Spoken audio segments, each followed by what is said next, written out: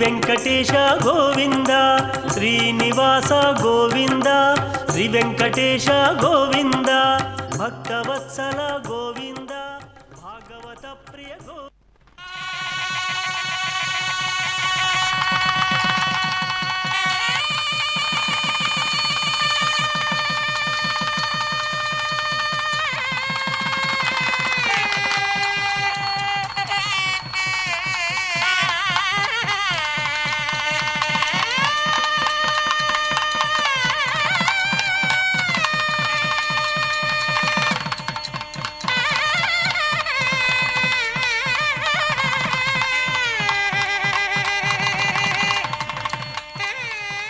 ఓం నమో వెంకటేశాయ.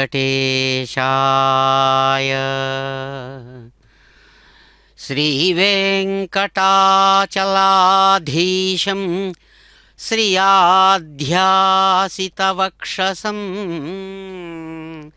శ్రితచేతనమందారం శ్రీనివాసమహం భజే. అదిగో అద్భుతమైనటువంటి సౌందర్య రాశి, శ్రేష్టమైనటువంటి కడప జిల్లాలోని దేవుని కడపగా చెప్పబడేటువంటి దివ్యమైన ఆలయంలో లక్ష్మీ వెంకటేశ్వర ఆలయం అనబడేటువంటి శ్రేష్టమైన ఆలయంలో దేవుని కడపగా చెప్పబడేటువంటి దివ్య స్థానం నుంచి బ్రహ్మోత్సవ విశేషాలు నిర్వహించుకుంటూ ఉన్నటువంటి శుభంకరమైనటువంటి క్షణాలు.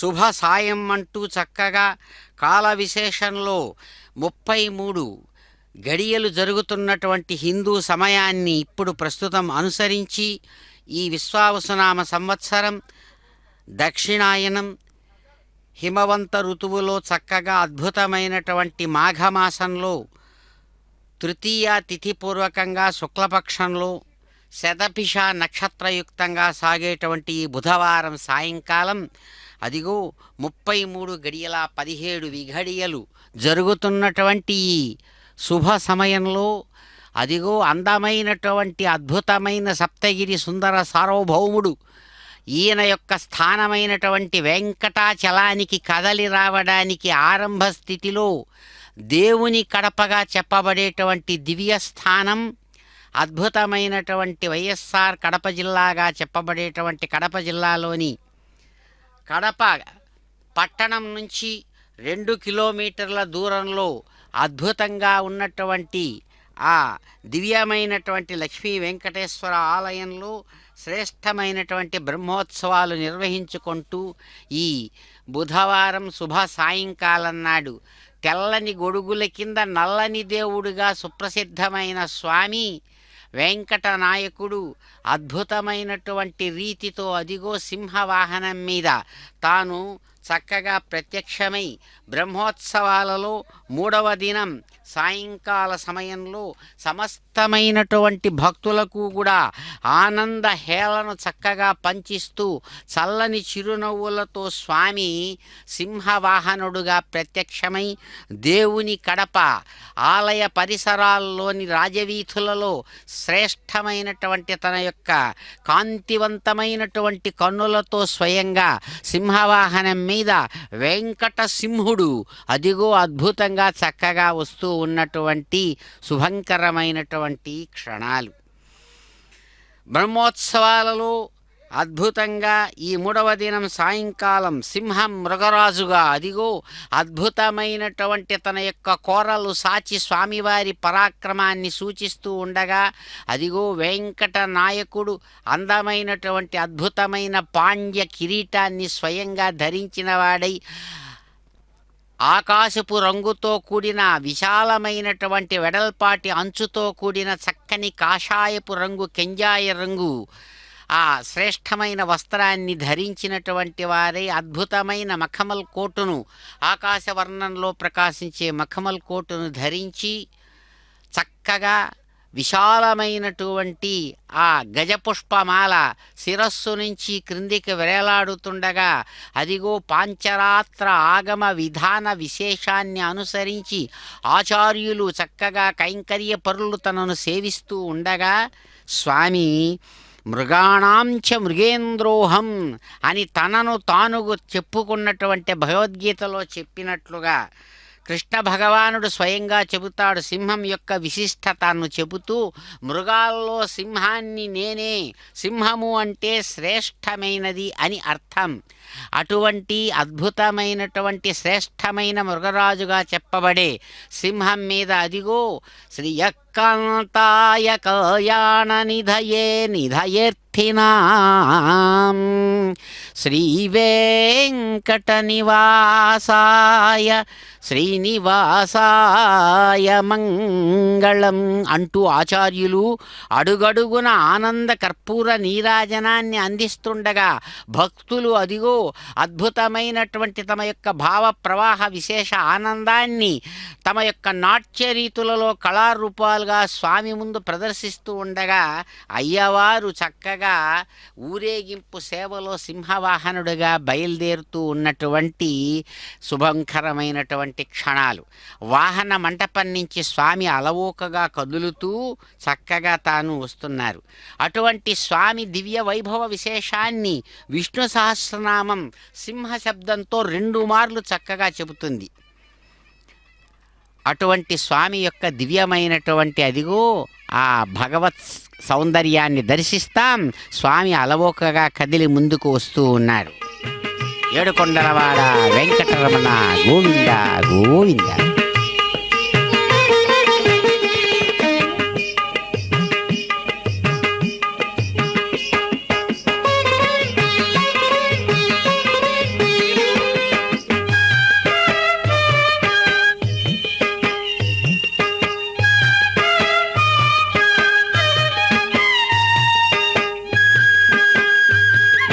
కాదనకు నా మాట కడబరాయ నీకు గాలి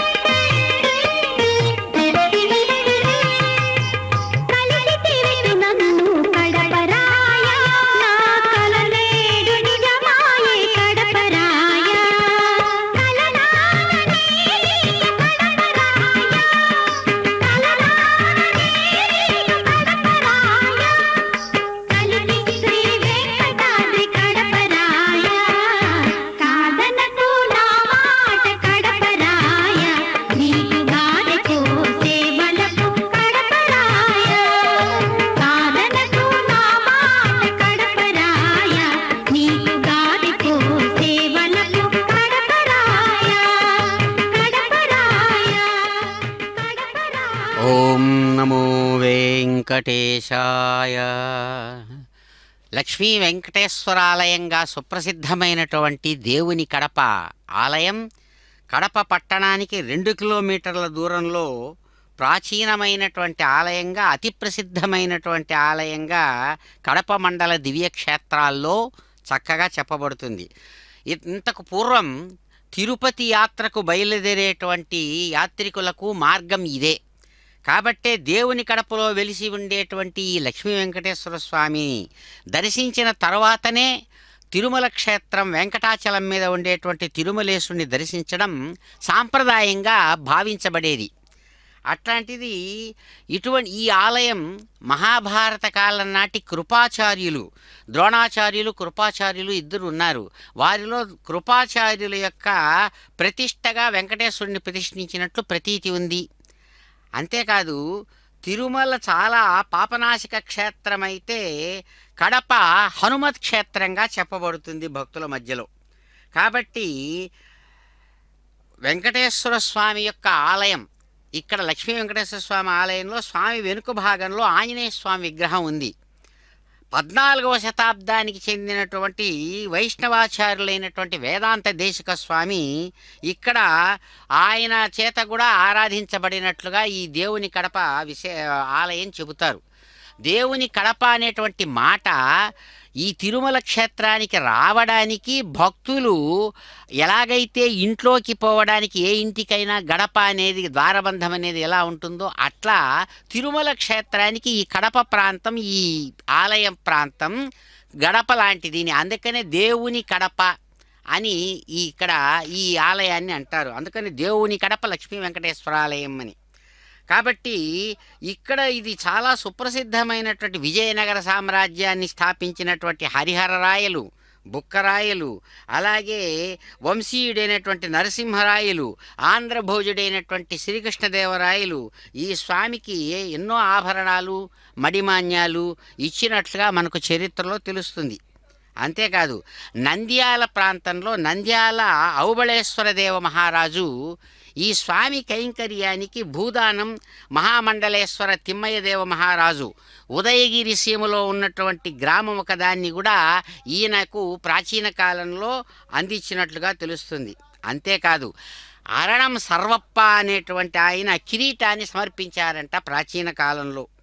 అట్లాగే మహామండలేశ్వర మహాదేవుడు మాన్యాలు ఇచ్చినారు. అట్లాగే సదాశివసేన మహారాయలు భూదానం చేశాడు. అట్లాగే స్వామికి పూల తోట కోసం భూమిని దానమిచ్చినారు. ఇట్లా ఎంతోమంది మహాత్ములు, మహారాజులు, ఇంకా 4 భక్తులు వాళ్ళ యొక్క వివరాలంతా కూడా ఆలయ గోడల మీద శాసనాల్లో ఇప్పటికీ కనబడతాయి. ఇంకోటి ఏంటంటే వెంకటేశ్వర ప్రసాదం నందకం ఖడ్గం యొక్క ప్రభావంతో జన్మించినవాడు మహాభక్తుడు తాళ్లపాక అన్నమాచార్యుల వారు. సుప్రసిద్ధుడైనటువంటి అన్నమయ్య స్వామి కడప మండలంలో ఉండే పెక్కు క్షేత్రాల్లో ఆయన స్వామిని ప్రతిష్ఠించున్నాడు. కడపలో కొంతకాలం ఉండి కడపరాయుడు అని చెప్పబడేటువంటి ఈ వెంకటేశ్వర స్వామిని ప్రత్యక్షంగా సేవించినట్లు మనకు తెలుస్తూ ఉంటుంది. కాబట్టే స్వామికి కడపరాయుడు అని పేరు. వెంకటాద్రి రాయుడు అని కూడా అన్నమాచార్య స్వామి పేర్కొన్నాడు. కడపరాయుడు, వెంకటాద్రి రాయుడు అనేటువంటి పేర్లతో ఆయన కీర్తనలు మనకు కనబడతాయి. కాబట్టి అంతేకాదు మధుర భక్తికి పెద్ద ప్రాధాన్యత ఇచ్చినటువంటి వారు అభినవ ఆచార్యుడైనటువంటి క్షేత్రయ్య పదాలు చాలా సుప్రసిద్ధం. అటువంటి క్షేత్రయ్య వారు అంటే 16వ శతాబ్దం నుంచి 17వ శతాబ్దం, 1600 నుంచి 1680 వరకు క్షేత్రయ్య కాలం. ఆయన కడప వెంకటేశ్వరుని కీర్తిస్తూ చాలా చక్కగా పదాల్లో ఆయన చెప్తున్నాడు. అందుకే అంటాడు ఆయన, అందుకేమీ సేతునమ్మా ఎవరి తోడి తెచ్చేదనమ్మా ఇందువదన కడప వెంకటేశుడు ఎంత దూరంలో ఉన్నాడో అని తాను ఆయన ఇచ్చేస్తాడు. అటువంటి ఆ దివ్యమైనటువంటి వెంకట నాయకుని యొక్క వైభవం అదిగో అనేక మంది భక్తులు, కళాకారులు అన్ని వైపులా కమ్ముకొని శ్రేష్టమైనటువంటి కోలాట నృత్యాలతో ఆ సింహవాహనుడైనటువంటి స్వామిని ఆహ్వానం పలుకుతూ ఉన్నారు. ఏడుకొండలవాడ వెంకటరమణ కడప వెంకటరాయ జోహారు అంటూ కీర్తిస్తుంది. మాధవ కేశవ మధుసూదన మాధవ కేశవ మధుసూదన విష్ణు శ్రీధరా పదనఖం చింతయామి యూయం మాధవ కేశవ మధుసూదన విష్ణు శ్రీధరా పదనఖం చింతయామి యూయం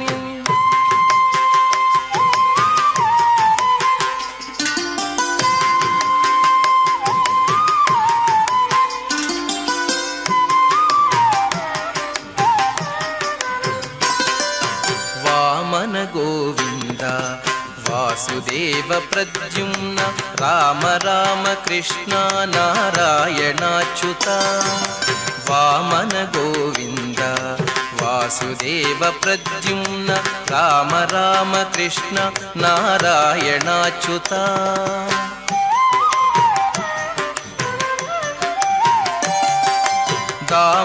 దామోదరానిరుద్ధ దైవ పుండరీకాక్ష దామోదరానిరుద్ధ దైవ పుండరీకాక్ష నామత్రయాధీశ నమో నమో నామత్రయాధీశ నమో నమో మాధవ కేశవ మధుసూదన విష్ణు శ్రీధరా పదనఖం చింతయామి యూయం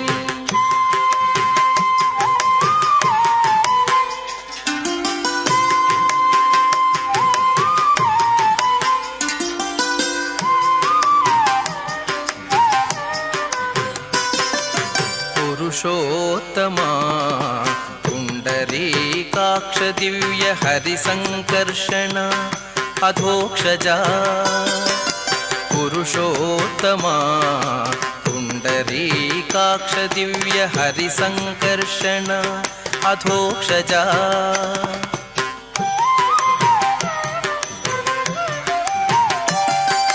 నరసింహ హృషీకేశ నగధరా త్రివిక్రమ నరసింహ హృషీకేశ నగధరా త్రివిక్రమ శరణాగత రక్ష జయ జయ సేవే శరణాగత రక్ష జయ జయ సేవే మాధవ కేశవ మధుసూదన విష్ణు శ్రీధరా పదనఖం చింతయామి యూయం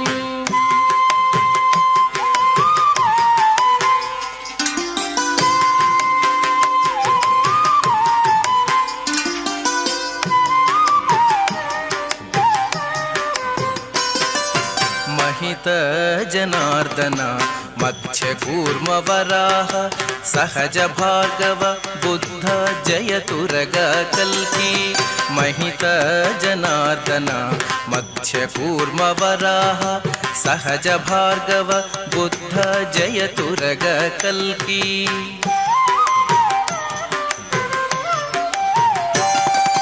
విహిత విజ్ఞాన శ్రీ వెంకటేశ శుభకరం విహిత విజ్ఞాన శ్రీ వెంకటేశ శుభకరం అహమిహ తవ పదదాస్యం అనిశం భజామి అహమిహ తవ పదదాస్యం అనిశం భజామి మాధవ కేశవ మధుసూదన విష్ణు శ్రీధరా పదనఖం చింతయామి యూయం మాధవ కేశవ మధుసూదన విష్ణు శ్రీధరా పదనఖం చింతయామి యూయం చింతయామి యూయం చింతయామి యూయం. ఓం నమో నృసింహవాహనారూఢాయ వెంకటేశాయ నమో నమః.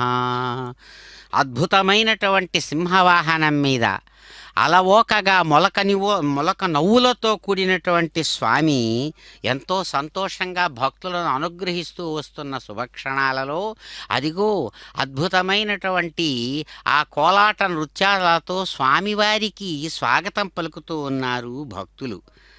అనేకములైనటువంటి విశేషాలతో ఆ లక్ష్మీ వెంకటేశ్వర ఆలయం ప్రకాశమానమవుతుండగా ఇప్పుడు ఇక్కడ ఈ క్షణంలో అదిగో ఎక్కడో అన్నట్లుగా లేకుండా ఇక్కడే ఉన్నాం మేమని కేరళ పంచవాద్య విశేషాలు మోగుతూ ఉండగా భక్తులందరూ అన్ని వైపులా గోవిందనామ స్మరణలతో స్వామిని సేవిస్తూ ఉండగా రాజఠీవితో సింహవాహనారూఢుడుగా సింహ టీవీతో వస్తున్నాడు వెంకట నృసింహుడుగా సుప్రసిద్ధమైనటువంటి లక్ష్మీ వెంకటేశ్వర కడపరాయుడు.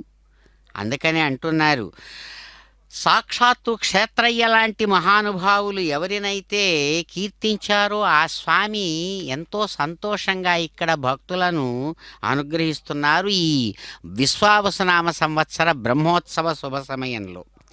విశాలమైనటువంటి ఈ ఆలయం, లక్ష్మీ వెంకటేశ్వర ఆలయం ఎంతో శిల్పాలతో రమణీయంగా ఉంటుంది. స్వామి సన్నిధిలో అద్భుతమైనటువంటి విజయనగర రాజుల కాలం నాటి మంటపాలు చక్కగా అక్కడ నిర్మించున్నారు.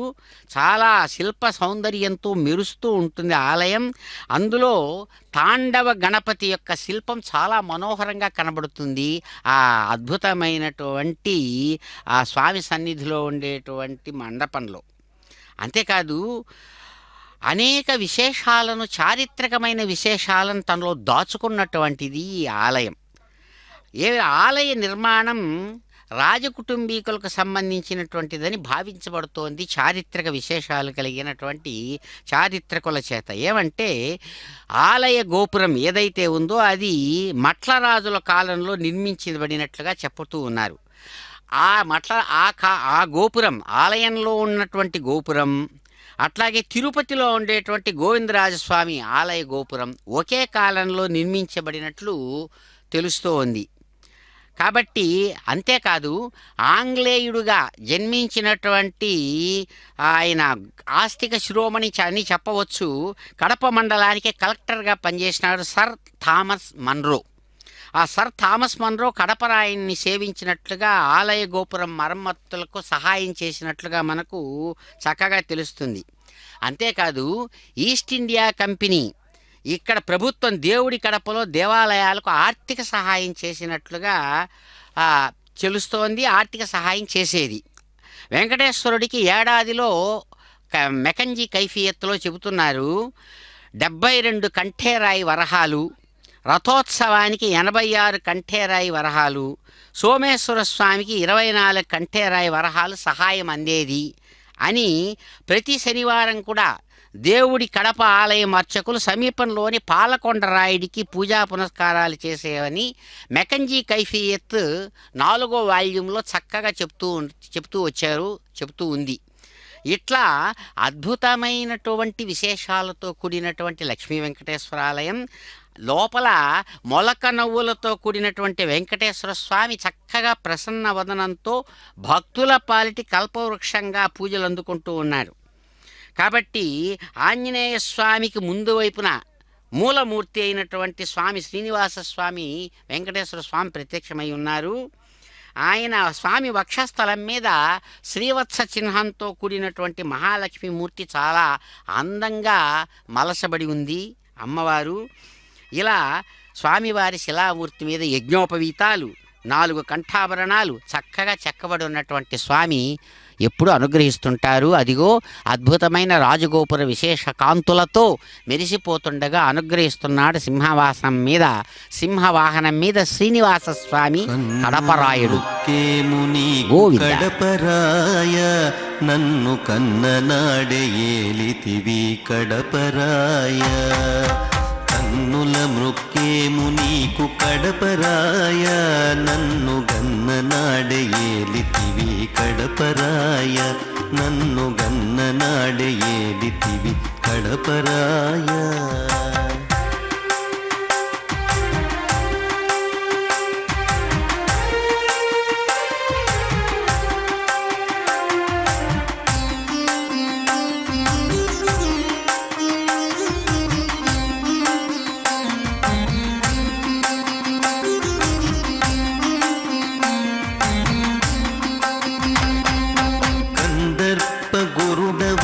కడపరాయ మాకు గంధమీయ గడబోయి కడపరాయ, కంద కడపరాయ మాకు గంధమీయ గదవోయి కడపరాయ కందము నీ గుణములు కడపరాయ తొంటి కందువగు రాగదోయి కడపరాయ కందము నీ గుణములు కడపరాయ తొంటి కందవగు రాగదోయి కడపరాయ కన్నుల మృక్కేము నీకు కడపరాయ నన్ను గన్ననాడే ఏలితివి కడపరాయ గన్ననాడే ఏలితివి కడపరాయ నన్ను గన్ననాడే ఏలితివి కడపరాయ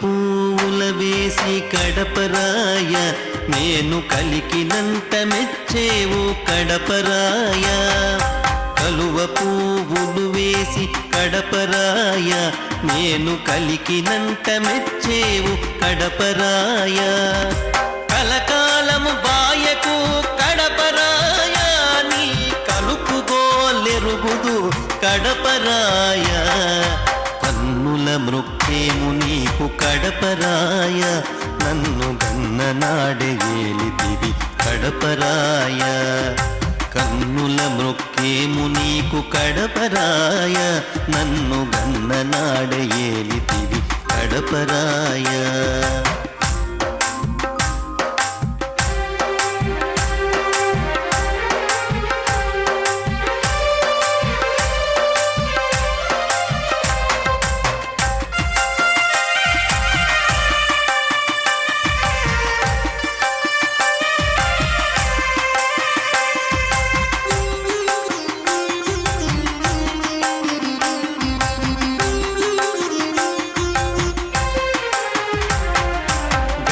శ్రీ వెంకటాద్రి కడపరాయ నన్ను కరుణించి గూడితివి కడపరాయ గరిమ శ్రీ వెంకటాద్రి కడపరాయ నన్ను కరుణించి కూడితివి కడపరాయ గరిమేలు నేరుతువు కడపరాయ నా గరువమీడేర్చితివి కడపరాయ కన్నుల మృక్కేము నీకు కడపరాయ నన్ను గన్ననాడే ఏలితివి కడపరాయ కన్నుల మృక్కేము నీకు కడపరాయ నన్ను గన్ననాడే ఏలితివి కడపరాయ నన్ను గన్ననాడే ఏలితివి కడపరాయ నన్ను గన్ననాడే ఏలితివి కడపరాయ నన్ను గన్ననాడే ఓం సింహవాహనారూఢాయ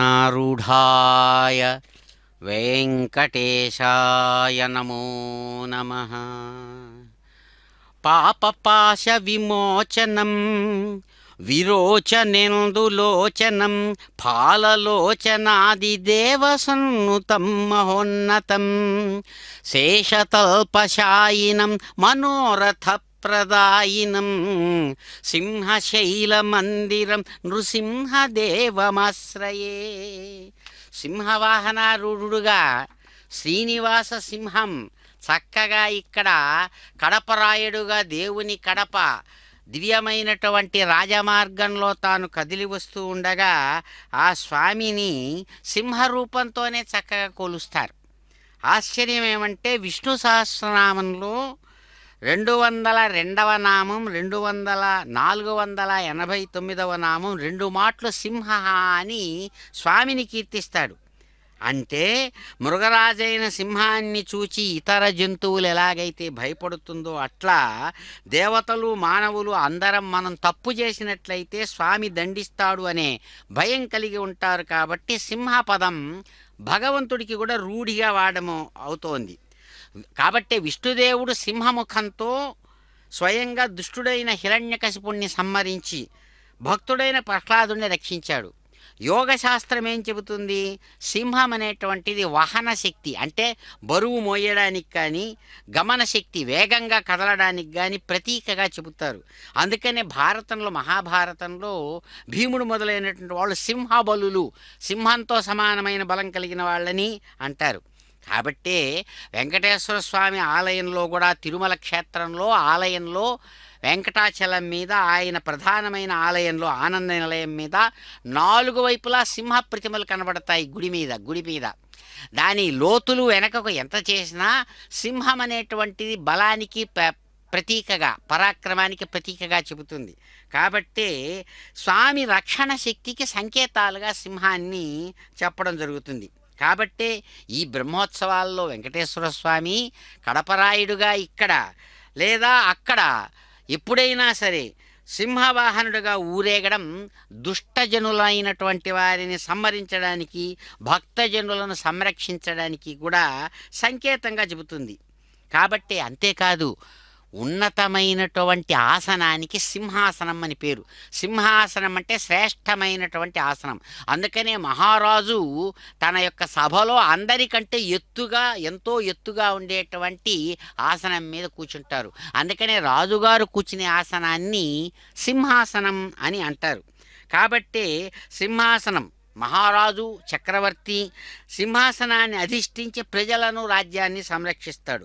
అట్లాగే దుష్టులను శిక్షించేవాడు ఈ విధంగా సింహవాహనం మీద తాను రావడం, తన భక్తులను అనుగ్రహించడం విశిష్టంగా కనబడుతుంది. చూడండి, ఎన్నో శతాబ్దాల క్రితం నుంచి సాగి వస్తున్నటువంటి అద్భుతమైన సాంప్రదాయ విశేషాలను అనుసరించి వాటిని అన్నీ కూడా పరంపరగా తీసుకొస్తున్నటువంటి విశేషాలతో కళాకారులు తమ యొక్క కళా విశేషాలతో స్వామిని అన్ని విధాలుగా కూడా సేవిస్తూ, కేరళ నుంచి వచ్చిన పంచవాద్యాలు లయబద్ధంగా మోగుతూ ఉండగా శ్రేష్టమైనటువంటి ఆ కళ్యాణ వాద్యాల మధ్య ఆ అద్భుతమైన రీతితో సన్నాయి మంగళవాద్యాలతో ఆ స్వామి యొక్క అద్భుతమైనటువంటి ఆ చరిత్ర విశేషాలను, ఆయన యొక్క దివ్యమైనటువంటి చరిత్రలను గాన రూపంలో చక్కగా అందిస్తూ ఉండగా పాండ్య కిరీటాన్ని ధరించినటువంటి మహానుభావుడు సింహవాహనం మీద చక్కగా విశాలమైనటువంటి తన నుదుటి భాగంలో తీర్చిదిద్దినటువంటి అందమైన తిరునామాన్ని ధరించి మెరుస్తున్నటువంటి కుండలాలతో చక్కగా విద్యుత్ దీప కాంతులు పడి చక్కగా వెలిగిపోతున్నటువంటి చెక్కిళ్ల భాగంతో కూడిన శ్రేష్టమైనటువంటి అలంకారాలతో స్వామి పరిమళభరితమైనటువంటి ఆ పుష్పహారాలను చక్కగా ధరించి ఎంతో ఆనందంగా తనను తలచి, పిలచి, కొలచి అనేక విధాలుగా తనను స్మరిస్తున్నటువంటి భక్తులను, అనేక స్థరాలలో ఉన్న వారిని అందరినీ కూడా తాను స్వయంగా కనులారా దర్శిస్తూ అందరినీ అనుగ్రహిస్తున్నటువంటి శుభక్షణాలలో స్వామి అదిగో అద్భుతమైన యోగాసనాసీనుడుగా తన నడుముకు యోగ పట్టాన్ని ధరించినటువంటి వాడై వెంకట నాయకుడు కడపరాయుడుగా అద్భుతమైనటువంటి తన యొక్క ప్రభావాన్ని చూపిస్తూ తన హృదయంలో వక్షస్థలం మీద మెరుస్తున్నటువంటి అనేక అందమైన పథకాల కాంతులు చక్కగా విద్యుద్దీప కాంతులతో కలిసి మెలిసి వెలిగిపోతుండగా అయ్యవారు ఎంతో ఆనందంగా సింహవాహనం మీద ఇంతింతలేసి కన్నులతో సింహం అన్ని వైపులా స్వామి పరాక్రమాన్ని చూపిస్తూ వస్తున్నట్లుగా ఉండగా పాంచరాత్ర ఆగమ విశేషాన్ని అనుసరించి కైంకర్యపరులు, ఆచార్యులు సేవిస్తూ ఉండగా అద్భుతమైనటువంటి వేద మంత్ర పఠనంతో వైదికులైనటువంటి వేద పండితులు ఆ స్వామిని చక్కగా రుగ్యజుస్సామాలనే త్రయీ విశేషాలతో కీర్తిస్తూ ఉండగా అదిగో మంగళవాద్య ధ్వనుల పూర్వకంగా సాగుతున్న ఆ రాజవీధిలో అయ్యవారు టీవీగా సింహ టీవీతో కదులుతూ వస్తున్నాడు. ఇందిరారమణ గోవింద గోవింద.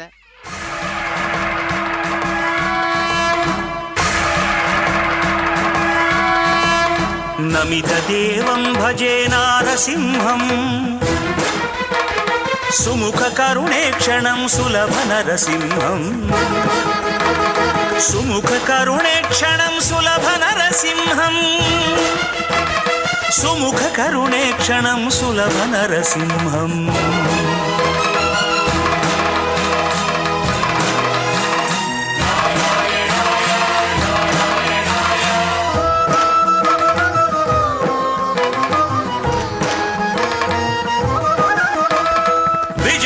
నరసింహం వీర నరసింహం విజయ నరసింహం వీర నరసింహం భుజబల పరాక్రమ స్ఫుట నృసింహం రజనీచర విదళన విరాజిత నృసింహం సుజన రక్షక మహాశూర నరసింహం నమిత దేవం భజే నారసింహం సుముఖ కరుణేక్షణం సులభ నరసింహం సుముఖ కరుణేక్షణం సులభ నరసింహం సుముఖ కరుణేక్షణం సులభ నరసింహం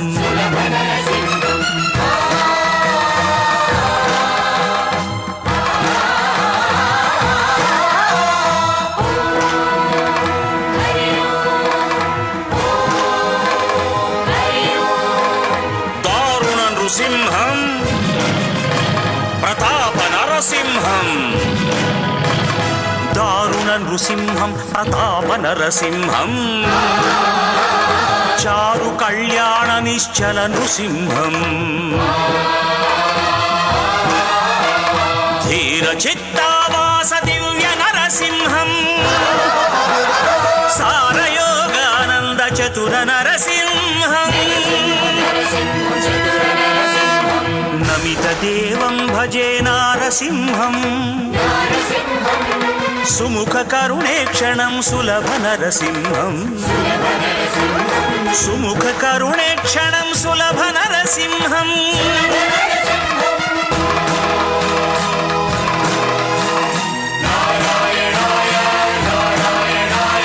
విమల నరసింహం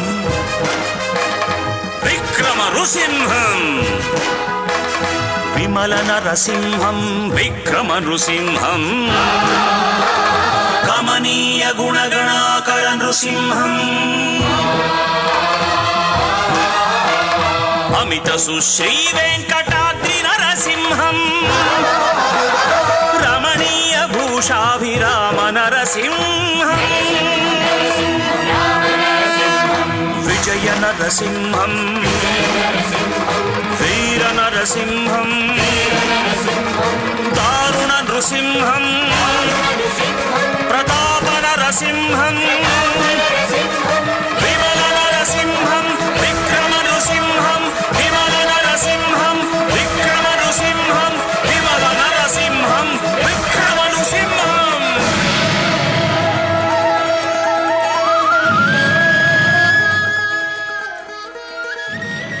ఓం నమో వెంకటేశాయ. విమల నృసింహం విక్రమ నృసింహం అంటూ అనేక విధాలుగా కీర్తించబడినటువంటి అన్నమయ్య పదలాలిత్యంతో సాగినటువంటి శ్రేష్టమైన నృసింహుడు వెంకట నృసింహుడు చక్కగా దేవుని కడప రాయుడుగా సృష్టి సంహారకారకులైనటువంటి త్రిమూర్తుల యొక్క దివ్యమైనటువంటి స్థాన విశేషంగా ప్రకాశించేటువంటి దివ్యక్షేత్రానికి నాయకుడుగా తాను స్వయంగా ప్రకాశవంతంగా వెలుగుతూ అదిగో అద్భుతమైన రీతితో ఇక్కడ భక్తులను అనుగ్రహిస్తూ వస్తున్నాడు. ఆశ్చర్యమేమంటే దేవుని కడప ప్రాంతంలో సుప్రసిద్ధమైన దివ్యక్షేత్రంగా చెప్పబడేటువంటి దేవుని కడప అనేక విధాలైన కళాఖండాలతో ఆ ఆలయం వెలుగుతూ సుందరమైన శిల్పకళాఖండాలకు ఆలవాలంగా ఉంది. అంతేకాదు చారిత్రకంగా చూసినప్పుడు దేవుడి కడప చుట్టూ 5 పేటలు ఉన్నాయి. పుల్లారెడ్డిపేట, గరుడయ్యపేట, తిమ్మారెడ్డిపేట అనేటువంటి 5 పేటలు ఉండేవి ఒకప్పుడు. దాంట్లో దేవుడి కడప సమీపంలో దేవుని కడపకు లోపలికి పోయేటప్పుడు 2 చెరువులు వస్తాయి. ఆ చెరువు చాలా విశాలమైన చెరువులు. పూర్వం వేలూరు బ్రహ్మారెడ్డి అనేటువంటి ఆయన పేరుతో బ్రహ్మారెడ్డి చెరువు అంటారు దాన్ని. ఆ వర్షాలకు భయంకరమైన వర్షాలకు 2 చెరువులు తెగిపోతూ ఉండడంతో ఆయన కూతుళ్ళు 2 ఉండేవారు, పెద్దక్కమ్మ చిన్నక్కమ్మ అని. ఆ ఇద్దరు కూడా ఆ చెరువు కోసం బలి అయిపోయారు. అందుకని ఇప్పటికీ ఆ చెరువు పైన ఆ చెరువు కట్ట మీద ఆయన బ్రహ్మారెడ్డి గారు తెలుగు చోళుల కాలం నాటివాడు. ఆయన ఆ కూతుళ్ళ పేరుతో పెద్దక్కమ్మ చిన్నక్కమ్మ పూజలు ఇప్పటికీ కూడా జరుగుతూ ఉంటుంది ఆ దేవుని కడప దీని దగ్గర చెరువు దగ్గర విశాలంగా ఉండేటువంటి ఆలయంలో స్వామి పుష్కరిణి చాలా విశాలంగా కనబడుతుంది. హనుమత్ పుష్కరిణి అంటారు ఆలయంలో. ఈ ఆలయంలో ఆ పుష్కరిణిలోనికి నీరు ప్రవేశించడానికి ప్రాచీన కాలం నుంచి ఏర్పాట్లు చేశారు. కాబట్టి పుష్కరిణిలో తెప్పోత్సవాలు సుప్రసిద్ధంగా జరుగుతుంది. వైశాఖ శుద్ధ త్రయోదశి నుంచి చాలా కన్నుల పండుగగా జరుగుతుంది స్వామివారి యొక్క కడప ఆలయం, కడపరాయని యొక్క ఆలయంలో. అంతేకాదు ఆయన రథోత్సవం మాఘశుద్ధ పాడ్యమి నుంచి సప్తమి వరకు ఈ సాగే బ్రహ్మోత్సవాలలో అనేక మంది, వేలాది మంది ప్రజలను ఆకర్షిస్తోంది చాలా కాలం, శతాబ్దాల నుంచి. ప్రత్యేకంగా రథసప్తమి నాడు భక్తులు తండోపతండాలుగా వస్తారు ఆ ప్రాంతంలో దేవుడి కడపకు. కాబట్టి ఇంకో విశేషం ఏమంటే ఈ స్వామిని తేడా లేకుండా మహమ్మదీయులు కూడా సేవించడం ప్రాచీన కాలం నుంచి, అంటే ఆ శతాబ్దాల నుంచి ఉంది. ఇప్పటికీ కూడా గమనించదగినటువంటిది. వాళ్ళు ప్రత్యేకంగా ఆ స్వామిని సేవించడానికి రావడం, పూజించడం జరుగుతోంది. అంటే ఎన్ని విశేషాలతో కూడినటువంటి సామాన్య ప్రజలలో ఎటువంటి తేడాలు లేదు, ప్రతి ఒక్కరూ పాల్గొనడం అనేటువంటి దానికి ఒక సంకేతంగా చెప్పబడుతుంది. కాబట్టి ఇట్లా ఇది మనకు చారిత్రకంగా కనబడుతున్నటువంటి విషయం. కాబట్టే పాంచరాత్ర ఆగమం ప్రకారం పూజలన్నీ జరుగుతూ ఉంటాయి. ఇటువంటి శిష్టపాలక గోవింద, కష్ట నివారక గోవింద.